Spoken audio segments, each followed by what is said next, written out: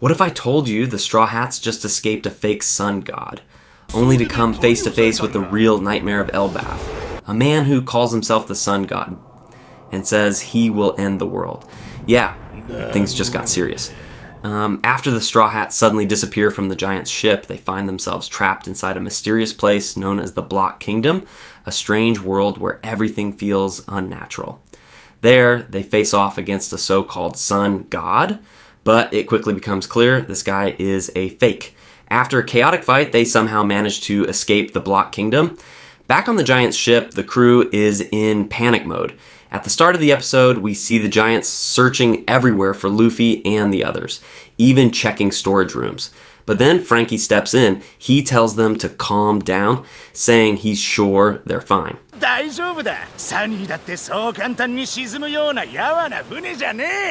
Robin agrees, reminding everyone this isn't the first time we've been separated like this. Jinbe also adds that they've probably just ended up on some island nearby. And honestly, if you think about it, Luffy, Zoro, Sanji, Nami, Usopp, and of course Chopper the Doctor, yeah, they'll survive. Now back to Elbaf. After escaping, the Straw Hats are riding a giant cat. But suddenly, the cat throws them off and runs away.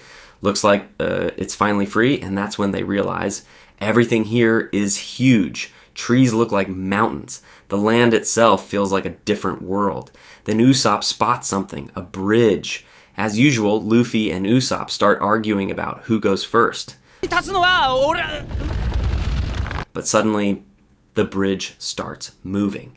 Not the bridge. Two giants are walking across it. We're introduced to Gerd, the ship doctor of the new giant warrior pirates, and Goldberg, the ship's cook. As they walk, Gerd calls their navigator Road, the true shame of Elbaf. Even more than Prince Loki, Goldberg explains that Road may be weird, but his navigation skills are the reason he was recruited. And then, something interesting, they mention Road's crow, Mugen, was seen moving the Thousand Sunny. Meanwhile, Luffy tries to shout at the giants like an idiot, but Nami instantly shuts him up. Classic. And Sanji, man sees a giant woman and instantly loses his mind. But don't worry, Nami handles both of them. As the giants focus on the castle gate, the Straw Hats make their move and run across the snowy bridge. But suddenly, Luffy stops. He senses something powerful, something familiar.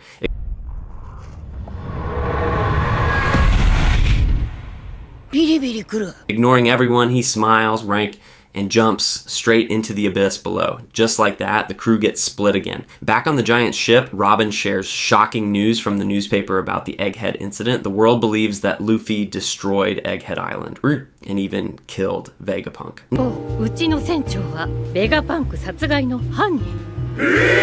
Not only that, Dory and Brogy now have massive bounties of 1.8 billion berries each. The world government is labeling them as dangerous allies, but Robin notices something strange. She looks closely at Luffy's photo and spots an X mark on his arm. Something feels off. She asks Frankie if that mark always appears in Gear 5, but even Frankie isn't sure. Still, Robin feels like she has seen that mark somewhere before, something from history. As the ship approaches Elbaf, Dory and Brogy reveal a dark legend, the story of the two sons. One represents hope, like the sun god Nika. The other represents destruction. Prince Hadruden stood for honor, but his brother, Prince Loki, killed their father to steal a cursed devil fruit and was imprisoned in the underworld. The giants believe, while Nika brings freedom, Loki will bring the end of the world. Meanwhile, after jumping down, Luffy lands deep below. Suddenly, a pack of wolves surrounds him, hungry, dangerous. But then, they all run away, like they sensed something worse. And then... Luffy sees him, a giant, chained up, laughing. It's Loki. He looks at Luffy and says, "State your name." And Luffy, without hesitation, "I'm Luffy, the man who will become king of the pirates." Luffy asks where he is and who Loki is. And Loki is surprised. He realizes Luffy has no idea where he just landed. And then he says, "Of course, if you knew this place, you would never have come." He reveals the truth. This is Elbaf, the land of warriors. ここはエルバフの戦士の王国、ウォーランド The strongest country in the world. And then, with a terrifying smile, he declares, I am the one who will bring about the end of the world. I am the sun god, Loki. は世界を終わらせる太陽の神 A fake sun god was just the beginning. Now Luffy has met the real one, and this time, it might not be a joke.